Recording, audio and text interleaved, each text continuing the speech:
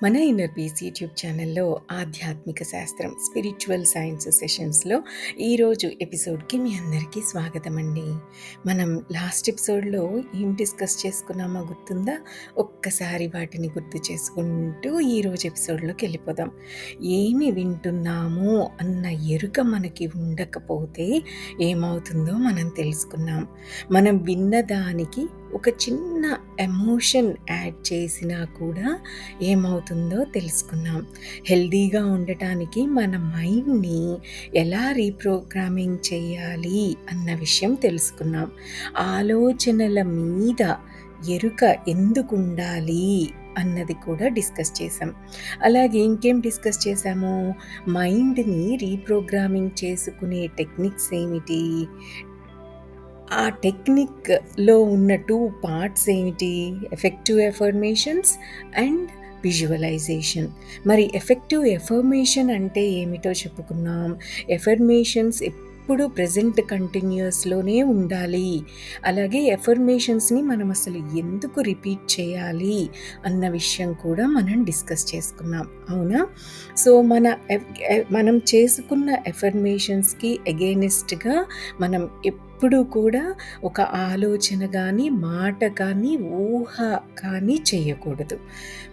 For example, మన family, friends, relatives అందరూ నాకు అన్ని విధాలుగా సహకరిస్తున్నారు అని అనుకుంటూ ఉంటే, అందరూ కూడా మనకు అన్ని విధాలుగా సపోర్ట్ చేస్తూ ఉంటారు. అండ్ అందరితో మన రిలేషన్షిప్ కూడా అద్భుతంగా ఉంటుంది. కొంచెం టైం పడుతుందేమో కానీ రిజల్ట్స్ మాత్రం ఖచ్చితంగా వస్తాయి.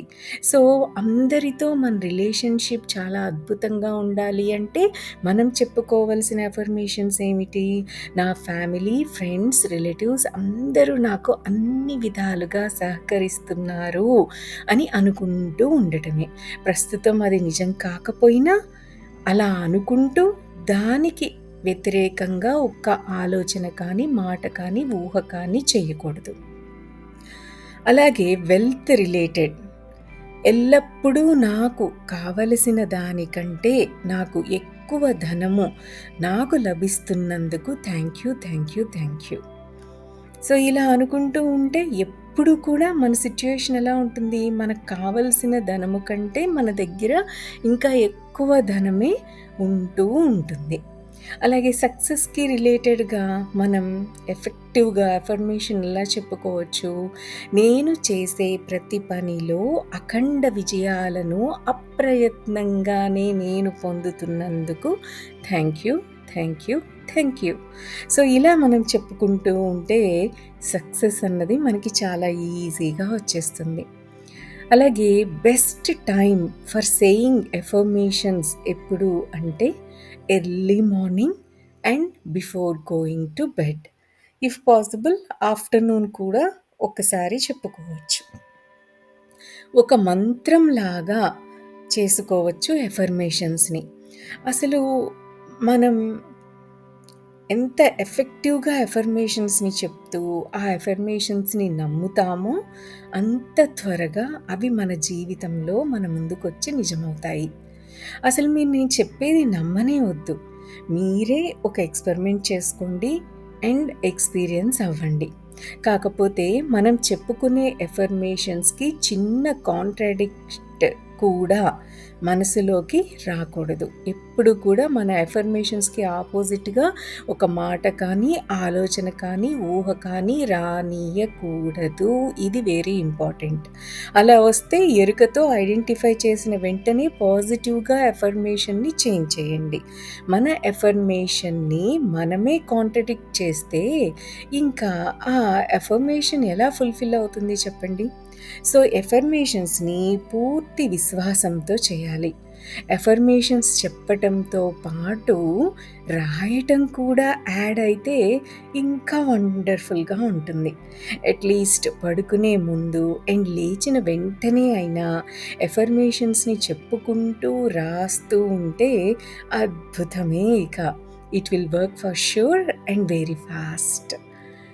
ఇక మన క్రియేటివ్ విజువలైజేషన్ గురించి చూద్దాం. Creative visualisation is the most powerful technique అనొచ్చు. జ్ఞానం కన్నా ఊహ అన్నది చాలా చాలా పవర్ఫుల్. ఖాళీగా ఉన్నప్పుడు మనసు ఎక్కడికో వెళ్ళిపోతూ ఉంటుంది. అవునా? అంటే మనం విజువలైజేషన్ చేస్తున్నాము అని అర్థం అన్నమాట. ఆ ఊహ వల్ల మన ఫ్యూచర్‌ని మనమే క్రియేట్ చేసుకుంటున్నాము. అందుకే చెత్త ఊహలను ఊహించకూడదు. ఎప్పుడు అద్భుతంగానే ఊహిస్తూ ఉండాలి. అలా ఊహించడానికి సెలెక్ట్ చేసుకున్న దానికి ముందుగా ఎఫర్మేషన్ రూపంలో ఒక స్టేట్మెంట్‌ని రాస్తే ఇక అద్భుతం అనమాట. సో, ఒక ఎగ్జాంపుల్‌తో మనం దీన్ని డిస్కస్ చేద్దాం. మంచి పొజిషన్‌లో ఉన్న ఒక గవర్నమెంట్ జాబ్ ఎలా తెచ్చుకోవాలి? దానికి ఊహాశక్తిని ఎలా యాడ్ చేయాలో చూద్దాం. We have to focus on end result only. ఎప్పుడు మనం ఈ క్రియేటివ్ విజువలైజేషన్‌లో ఎండ్ రిజల్ట్ మీదే ఫోకస్ చేయాలి. అంటే ఇప్పుడు మంచి గవర్నమెంట్ జాబ్ కోసం ఒక ఎంట్రన్స్ ఎగ్జామ్ రాయాలి అంటే, ఆ ఎగ్జామ్‌కి ప్రిపరేషన్ టైము, కోచింగ్ సెంటరు, ఎన్ని అవర్స్ చదువుతున్నారు, ఆహ్, ఏమేమి ఎక్స్‌ట్రాగా దానికి కోసం చేస్తున్నారు, ఇవన్నీ ఎక్సెట్రా, ఎక్సెట్రా ఇయన్నీ ఇంటర్మీడియేట్ థింగ్స్. వీటన్నిటి గురించి కాకుండా, మన ఎండ్ రిజల్ట్ గురించే మన ఫోకస్ ఉండాలి. అంటే గవర్నమెంట్ జాబ్ వచ్చేస్తే ఎలా ఉంటుంది అన్న దాని మీదే మన క్రియేటివ్ విజువలైజేషన్ మొత్తం ఉండాలి. ఫస్ట్ ఒక అఫర్మేషన్ రాసుకోవాలి. ఎలా రాసుకోవాలి? గవర్నమెంట్ జాబ్ కలిగి ఉన్నందుకు thank you, thank you, thank you అని. అంటే మన ఎఫర్మేషన్స్ ఎప్పుడు ప్రెజెంట్ కంటిన్యూయస్‌లో ఉండాలి కదా! అంటే ఆల్రెడీ గవర్నమెంట్ జాబ్ చేస్తున్నాము అని అన్నమాట. సో, గవర్నమెంట్ జాబ్ కలిగి ఉన్నందుకు thank you, thank you, thank you అనుకోవాలి. ఇది ఎఫెక్టివ్ ఎఫర్మేషన్. తరువాత క్రియేటివ్ విజువలైజేషన్. ఇంకా జాబ్‌కి ట్రై చేస్తూనే ఉన్నా కూడా మీకింకా జాబ్ రాలేదు. జాబ్‌కి ట్రై చేస్తూ ఉన్నా కూడా ఈ ఎఫెక్టివ్ ఎఫర్మేషన్ చెప్పుకుంటూ ఉండాలి. కానీ మన ఎఫర్మేషన్ ప్రెజెంట్ కంటిన్యూయస్‌లో కదా ఉండాలి. సో, గవర్నమెంట్ జాబ్ కలిగి ఉన్నందుకు థ్యాంక్ యూ అన్నది మన ఎఫర్మేషన్ అన్నమాట. ఇది మళ్ళీ మళ్ళీ ఎందుకు చెప్తున్నాను అంటే మన affirmation is the most important thing. Affirmation తరువాత we have to start visualising. ఎలా చేయొచ్చు విజువలైజింగ్ అంటే గవర్నమెంట్ జాబ్ వచ్చేసింది. ఆ న్యూస్ మన ఫ్యామిలీ, ఫ్రెండ్స్‌తో షేర్ చేసుకుంటూ ఉంటాము. మన పేరెంట్స్, మన రిలేటివ్స్‌కి ఇన్ఫార్మ్ చేస్తూ ఉంటారు. ఫోన్ చేసి మాట్లాడుతూ ఉంటారు. మనం ఆఫీస్‌కి వెళ్తాము, మన డెస్క్ దగ్గరికి వెళ్తాము. ఇలా ఊహించుకోవాలి. మనం ఆ విజువలైజేషన్‌లో జీవించాలి. మన పేరెంట్స్ ఎంత హ్యాపీగా ఉన్నారు, మన ఫ్రెండ్స్, రిలేటివ్స్ అందరూ మనల్ని ఎలా విష్ చేస్తున్నారు, ఫోన్‌లో మన పేరెంట్స్ ఎంత హ్యాపీగా ఈ న్యూస్‌ని షేర్ చేస్తున్నారు అని, మనల్ని ఎంత హ్యాపీగా మన పేరెంట్స్ చూసుకుంటున్నారు. ఇలా వాళ్ళ హ్యాపీనెస్‌ని చూసి మనం ఎలా ఫీల్ అవుతున్నాము, మన హ్యాపీనెస్ ఎలా డబుల్ అవుతుంది, ఇవి అన్నీ కూడా మన ఊహలో ఉండాలి. అనుకున్న రిజల్ట్ వస్తే మనం ఎలా ఉంటాము అన్న దాని మీద క్రియేటివ్ విజువలైజేషన్ చేయాలి. Never ever think of intermediate stages. ఈ యూనివర్స్ ఆర్ ఈ విశ్వం చూసుకుంటున్న ఇంటర్మీడియేట్ స్టేజెస్ గురించి. ఎఫెక్టివ్ ఎఫర్మేషన్స్ అండ్ క్రియేటివ్ విజువలైజేషన్‌ని ఫాలో అవ్వడానికి ఒక టెక్నిక్‌ని ఫాలో అవ్వచ్చు. హాయిగా కూర్చొని చక్కగా కళ్ళు మూసుకొని ఎఫర్మేషన్ స్టేట్మెంట్స్ అన్నీ చక్కగా చెప్పుకోవాలి. ఆ స్టేట్మెంట్స్ అన్నీ మన నుదిటి మీద అక్షరం అక్షరం రాసుకుంటూ రాస్తున్న దాన్ని చదువుకుంటూ వెళ్ళాలి. ఇలా మినిమమ్ ఒక 3 టైమ్స్ అన్నా మనం ఎఫర్మేషన్ స్టేట్మెంట్స్‌ని రిపీట్ చేయాలి. తరువాత మినిమమ్ ఒక 5 మినిట్స్ అన్నా మెడిటేట్ చేయాలి. ఆ తరువాత విజువలైజేషన్‌ని స్టార్ట్ చేయాలి. ఇలా ఒక్క ఎఫర్మేషన్ తీసుకొని ఒక 21 డేస్ చేసి చూడండి. అప్పుడు మీరే చెప్పండి. ఈ effective affirmations and visualisation technique work అవుతుందా లేదా అని. ఏమంటారు?